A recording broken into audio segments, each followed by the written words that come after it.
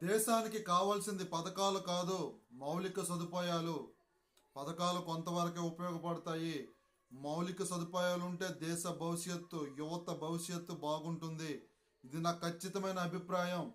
దేశంలో ఉన్న వనరులని సరైన రీతిలో వాడటం లేదు, సరిగ్గా ఉపయోగించుకోవడం లేదు. అవకాశం ఉన్నా సరే దుర్వినియోగం చేస్తున్నారు.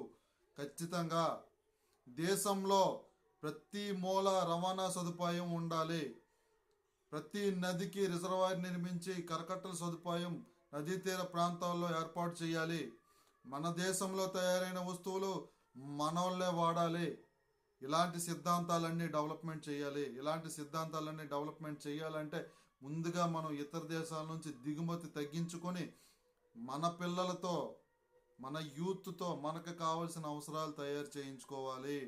అప్పుడు మనలో స్కిల్ డెవలప్మెంట్ పెరుగుతాయి, తెలివితేటలు పెరుగుతాయి.